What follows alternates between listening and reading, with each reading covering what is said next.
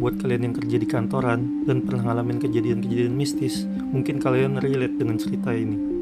Cerita ini di-share oleh Agastya 168 pada tahun 2017. Agas ini adalah seorang karyawan di salah satu perusahaan otomotif yang terkenal di Jakarta.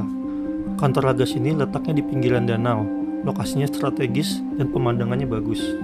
Kalau pagi atau siang, kalian bisa kerja sambil ngeliatin atlet jet ski yang lagi pada latihan di sana.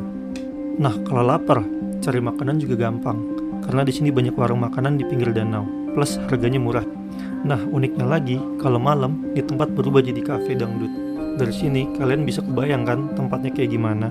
Sebenarnya, di awal Agas masuk kerja, Agas udah ngerasa suasananya dingin dan senyap gitu. Walaupun siang, tetap aja bisa bikin ngerasa merinding kalau ada di situ. Jadi, kantor Agas ini kayak komplek perkantoran gitu. Nah, di dalamnya ada 4 perusahaan, tapi dalam satu komplek atau satu wilayah. Kompleknya terdiri dari 6 bangunan yang berjejer dan gak sembarangan orang boleh masuk ke dalam karena penjaga security-nya ketat banget. Bahkan nih ya, mobil karyawan sampai jajaran manajemen yang biasa keluar masuk pun harus tetap dibuka dan dicek oleh security. Kebayangkan gimana ketatnya itu perusahaan? Pengalaman ini Agas coba ceritain dari beberapa sudut pandang. Karena sebenarnya bukan Agas sendiri yang ngalamin, tetapi ini adalah kumpulan cerita yang dia dapat dari orang yang udah lama kerja di situ maupun karyawan baru yang lagi kerja di situ tapi udah ngalamin gangguan. Kejadian ini Agas alamin di tahun 2015. Karena waktu itu Agas disuruh bikin materi akhir tahun dan udah deadline nih. Jadi ya mau gak mau terpaksa masuk dah di hari Minggu. Sebenarnya Agas sudah sering dengar desas-desus bahwa di kantor ini entah siang, entah malam ada aja pokoknya kejadian aneh, terutama kalau lagi sepi. Nah, kebetulan rumah Agas ini dekat dengan kantor, jadi Agas biasa kalau datang ke kantor agak siangan. Lokasi kantor Agas ini berada di lantai 2 gedung A. Nah, gedung A ini adalah gedung pertama yang bakalan kalian lihat kalau kalian masuk ke komplek perkantoran ini. Nah, di lantai 2 ini terbagi dari 2 bagian, yaitu bagian sayap kanan dan bagian sayap kiri. Udah kayak kelompok pemerintahan sayap kanan sayap kiri aja. Sayap kiri khusus bagian direksi dan sayap kanan untuk level supervisor dan staff. Ruangan staff ini ukurannya cukup besar, dengan model meja-meja kubikal yang terdiri dari 6 baris sesuai dengan departemennya masing-masing. Sedangkan di sisi-sisi ruangan itu ada ruangan-ruangan lagi yang ukurannya kira-kira 4x4 meter dengan sekat kaca yang dipakai sebagai ruang manajer. Jadi si manajer ini bisa mantau kinerja karyawan-karyawannya, ada yang males-malesan apa enggak. Kebetulan meja kerja Agas ini jauh dari pintu masuk sayap kanan. Tinggi kubikalnya kurang lebih seleher kalau Agas lagi duduk. Jadi masih bisa ngeliat semua area tanpa harus setengah berdiri. Berhubung waktu itu hari libur, jadi karyawan yang masuk cuma Agas. Jadi di ruangan itu cuma bener-bener ada Agas sendiri. Sedangkan kalau security itu jaganya di pos security yang ada di depan. Kebiasaan si Agas ini kalau lagi kerja sendiri pasti nyalain musik kenceng-kenceng biar semangat kerjanya. Nah, pas lagi asik-asiknya kerja bikin presentasi, si Agas merasa kok kayaknya di belakang gue ada yang merhatiin ya. Cie yang merhatiin demit nih ceritanya. Kalau diperhatiin pasangan kapan tuh? Nah, posisi belakang Agas itu ada ruangan manajer yang berjejer 3 baris gitu.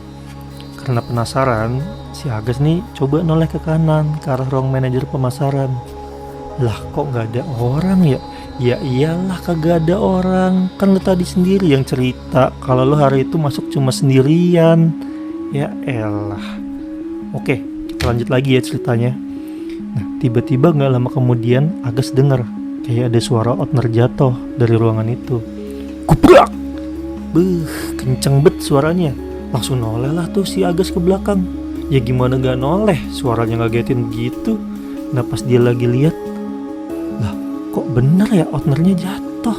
Lah kok bisa jatuh ya, pikir si Agas. Mustahil, impossible bro. Ya kali binder segede gitu bisa jatuh dari filling kabinet. Padahal gak ada apa-apa.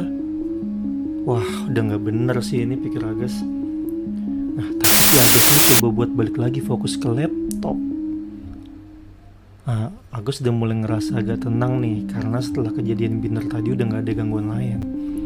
Tapi entah kenapa kebiasaan nih, kalau kita udah mulai mikir udah aman, malah tiba-tiba pasti kayak berasa di prank deh. Nah tiba-tiba si Agas dengar suara anak kecil cekikikan guys. Suaranya halus banget, tapi kayak ketawa geli gitu. Arahnya dari ruang manajer yang tadi. Agas mulai galau nih. Nengok enggak, nengok enggak, nengok apa enggak ya? Ah bodo amat lah, nengok aja wes, sing penting yakin. Di ruangan manajer itu kan meja sama bangkunya agak gede ya, ciri khas meja sama bangku dari bos-bos gitulah. Nah, di sisi meja bagian dalam sekelebat si Agas ngeliat nih, kok kayak ada kepala anak kecil lagi main ciluk begitu. Nongol dikit sampai batas mata, terus ngumpet lagi ke bawah sambil cekikikan. Anjir, mana si Agas nih paling takut kan sama setan yang modelannya anak kecil sama nenek-nenek gitu. Malah itu pula yang nongol. Bangke. Nah, si Agas nih coba buat fokus lagi nih and makin gedein volume musiknya. Ya biasalah, ciri-ciri orang kalau takut gedein volume biar berasa ada temennya gitu. Agas mulai bingung lagi nih, gimana ya caranya kabur dari situ. Mana jalan satu-satunya buat keluar harus ngelewatin tuh ruangan. Bangke lah. Lagi-lagi pas Agas sudah mulai agak tenang nih, suara cekikikan si bocil malah pindah. Udah bener-bener ngerasa di prank ini sih. Padahal pintu ruang manajer itu semuanya posisinya ketutup cuy.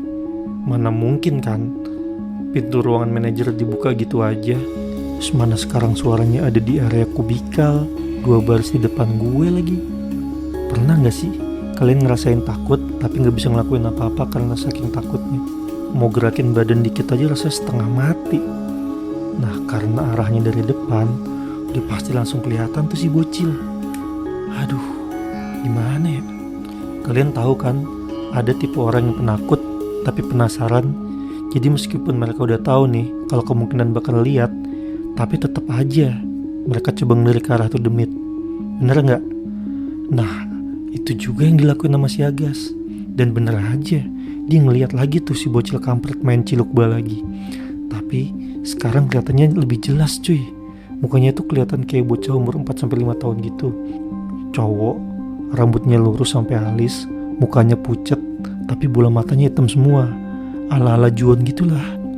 Gak pakai banyak cincong, langsung aja si Agas lari ngibrit ke arah pintu keluar.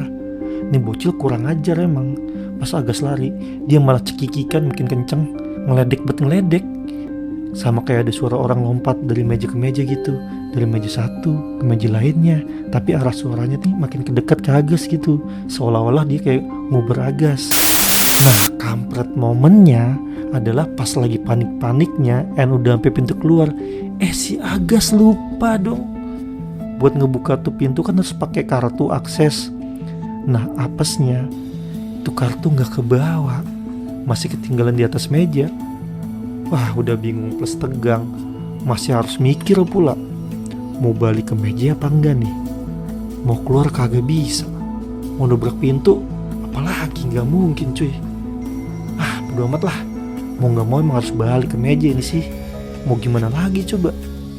Tapi pas Agas balik badan buat ambil akses card di meja, nah tuh bocil udah hilang dong. Nah, dalam hatinya kesempatan bagus nih, gak ada si bocil. Langsung aja si Agas ngibrit ke meja buat ambil kartu. Tapi seakan gak pernah belajar dari pengalaman nih si Agas. Pas Agas lari, sempet-sempetnya dong dia noleh ke arah pintu di tempat ruang manajer yang tadi.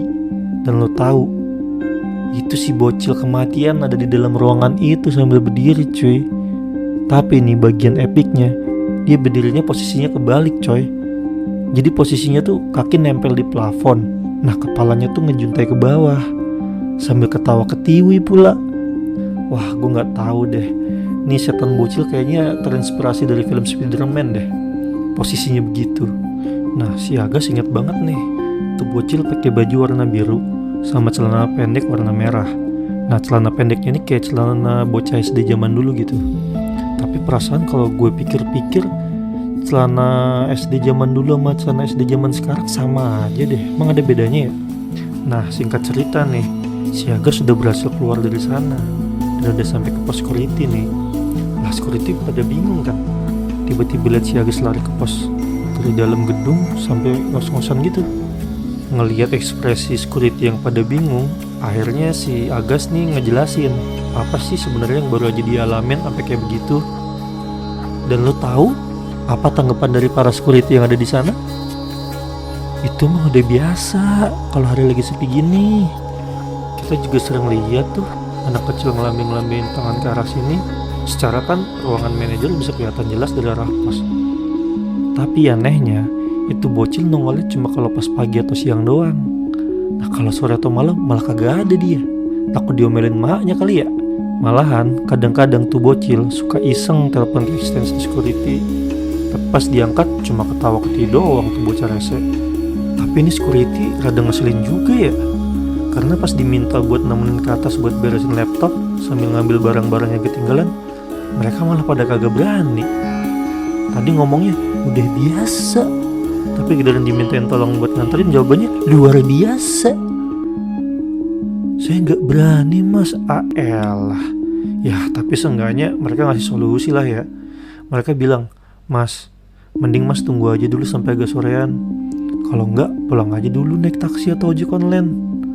Nanti saya yang talangin dulu deh HP, dompet, dan lain-lain, biar nanti sore diberesin sama yang shift sore aja. Kalau dipikir-pikir, bener juga ya. Daripada ngejogrok di sana sampai sore, yang mending gue balik aja ke rumah. Nah sorenya Agas balik lagi nih ke kantor buat ngambil barang yang ditinggal tadi.